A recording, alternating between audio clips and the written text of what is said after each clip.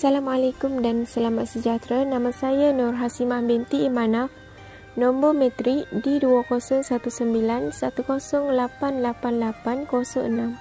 Perayaan pertengahan musim luruh merupakan salah satu perayaan terpenting selain Hari Tahun Baru Cina. Perayaan ini disambut pada hari ke-15 pada bulan ke-8 pada kalendar Cina, iaitu bermula pada akhir bulan Ogos sehingga akhir bulan September. Ia selalunya hampir dengan equinox musim luruh. Oleh kerana perayaan pertengahan musim luruh dihubungkan dengan bulan, perayaan ini biasanya bermula selepas matahari terbenam. Semua orang mengambil bahagian dalam perayaan ini tanpa mengira usia, status sosial, jantina dan lain-lain. Masyarakat Cina akan berpakaian tradisional ataupun sekurang-kurangnya mereka akan memakai pakaian yang baru dan bagus. Kemudian mereka akan berkumpul dan mengagumi bulan. Pada perayaan pertengahan musim luruh, orang secara tradisional akan menyembah bulan dengan menawarkan batang kemiang, lilin, daging manis seperti kuih bulan, buah segar seperti tembikai, apel, kurma merah, pamelo, plum dan anggur. Semua makanan ini akan disusun di atas meja menghadap ke bulan. Mereka kemudian berdoa kepada bulan untuk memberkati mereka dengan nasib yang baik, kedamaian dan tuaian yang baik. Perayaan pertengahan musim luruh adalah tidak lengkap tanpa kuih bulan kerana ia merupakan makanan istimewa pada perayaan ini. Jadi, mereka akan membeli kuih bulan lebih awal agar mereka dapat memberikan yang terbaik untuk keluarga dan rakan-rakan mereka. Assalamualaikum dan salam sejahtera. Nama saya Nurul Izzah Fatini binti Sukadir, memegang kad metrik D201910888807. Asal-usul ataupun sejarah perayaan pertengahan musim luruh bermula lebih dari 3,000 tahun. Tetapi sejarah festival pertengahan musim luruh ini dimulai sekitar zaman dinasti Xia dan Shang. Pada dinasti Zhou, rakyat merayakan dengan cara memuja bulan. Pada dinasti Tang, tradisi ini lebih jelas. Namun begitu, pada dinasti Song, orang mulai mengirim kuih bulan kepada rakan dan keluarga sebagai simbol keutuhan keluarga. Contoh yang mereka akan lakukan pada malam hari ialah mereka akan berjalan-jalan keluar dan mengunjungi tepi danau untuk menikmati bulan. Tradisi ini berlanjutan sehingga pada dinasti Ming dan dinasti Qing. Tradisi ini menjadi lebih popular dengan muncul beberapa kebiasaan seperti menanam pohon musim luruh, menyalakan lentera dan tari naga. Tradisi yang paling utama yang sampai sekarang masih ada adalah bersama keluarga melihat bulan sambil menikmati kuih bulan. Di samping itu, saya akan menceritakan serba sedikit berkaitan dengan legenda Dewi Bulan. Festival pertengahan musim luruh memiliki sebuah legenda Dewi Bulan, iaitu Chang'e.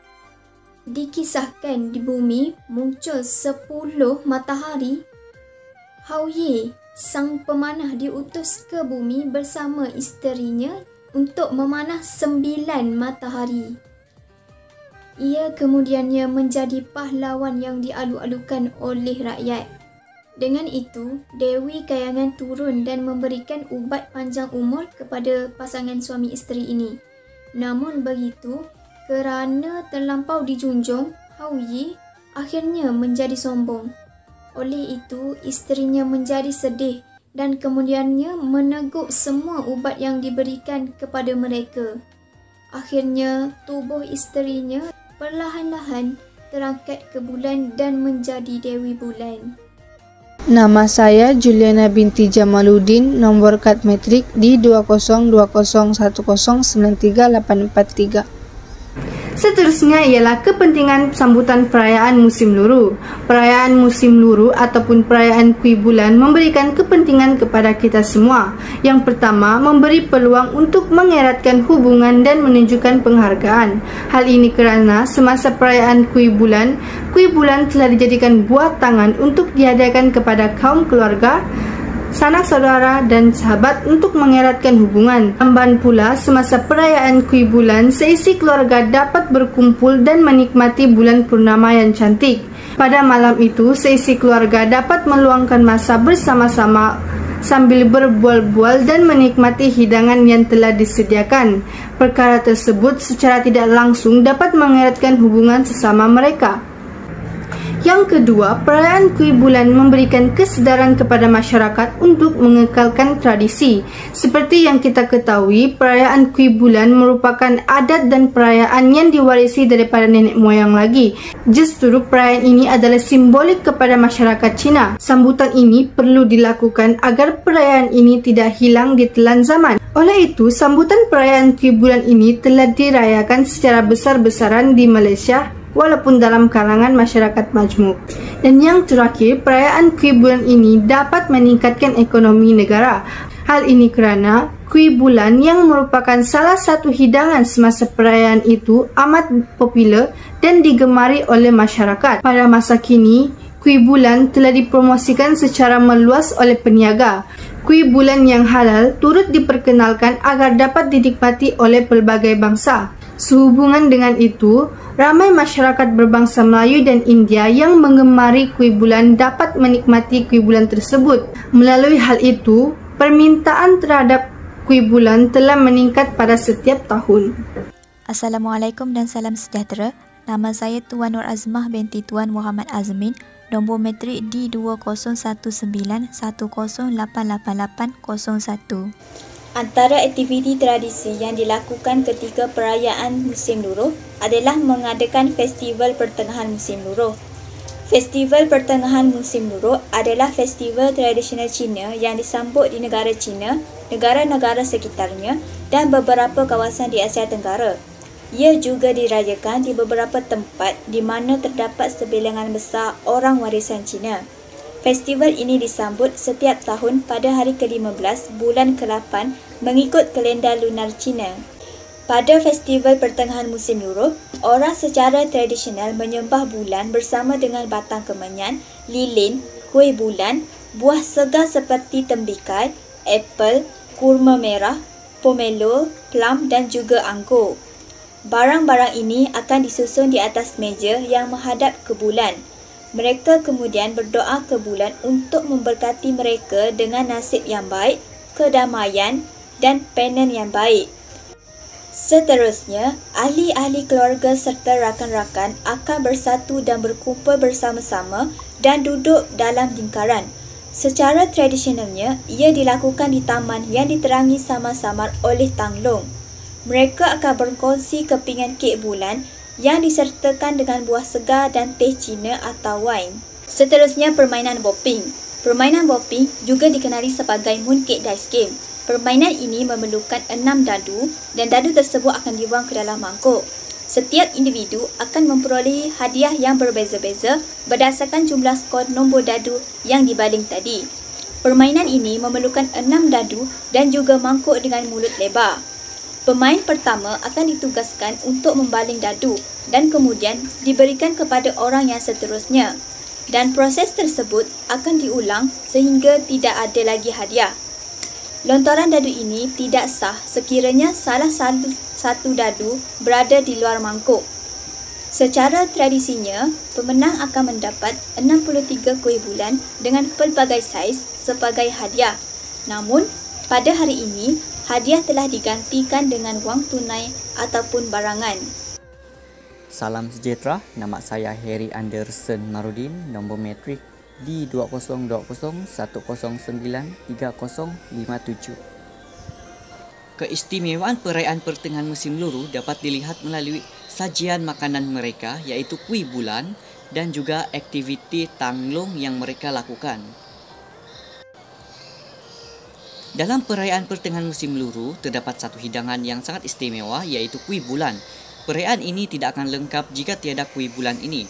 Kuih bulan juga merupakan satu hidangan yang istimewa pada perayaan ini sejak dinasti Ming lagi. Pada zaman ini, kuih bulan mula dihantar sebagai buah tangan kepada keluarga, saudara mara dan para sahabat untuk mengeratkan hubungan dan juga menunjukkan penghargaan kepada mereka. Kuih bulan yang berbentuk bulat seperti bulan membawa maksud reunion telah dijadikan sebagai makanan tradisional perayaan ini. Kuih bulan ini diperbuat daripada adunan manis yang berinti kacang merah atau adunan biji teratai. Ada kalanya juga ia turut ditambahkan dengan kuning telur masin. Namun, pada hari ini, kuih bulan telah dimodenkan dengan pelbagai jenis warna dan adunan seperti durian, pandan, keladi, tiramisu, green tea dan macam-macam lagi. Yang lebih menarik lagi, ada juga kuih bulan yang diperbuat dalam bentuk ais krim dan agar-agar dengan pelbagai warna dan bentuk, tetapi masih mengekalkan konsep bulat seperti bulan. Selain itu, kuih bulan mendapat sambutan yang sangat lumayan, malah ia menjadi kegemaran orang ramai di seluruh Malaysia. Ia tidak terhad kepada masyarakat Cina yang meraihkan perayaan pertengahan musim luruh ini saja. Seterusnya, keistimewaan perayaan pertengahan musim luruh ini dapat dilihat melalui aktiviti tanglung yang mereka laksanakan. Dalam masyarakat Cina, tanglung bukan hanya perhiasan biasa, namun ia digunakan dalam majlis tertentu untuk mengalu-alukan tetamu untuk menghebarkan kelahiran, kematian atau amaran bahaya. Warna serta tempat di mana tanglung digantung akan membawa makna yang tertentu. Contohnya, mereka yang baru menyambut kelahiran bayi atau perkahwinan akan menggantungkan tanglung yang berwarna merah di pintu rumah. Ini sebagai tanda kemeriahan dan kegembiraan kerana warna merah membawa maksud tenaga dan kecergasan menurut mereka. Seterusnya, semasa musim luruh, masyarakat Cina akan mengadakan pesta tanglung sebagai tanda berakhirnya musim tahun baru Cina dan meraihkan kedatangan cahaya dan musim bunga. Tanglung yang berbagai-bagai bentuk dan warna akan digantung di merata-rata tempat. Sudah menjadi tradisi masyarakat Cina untuk menggantungkan tanglung semasa malam bulan penuh. Kadang-kadang mereka juga akan menulis puisi-puisi dan teka-teki pada tanglung dan mereka akan menyelesaikannya.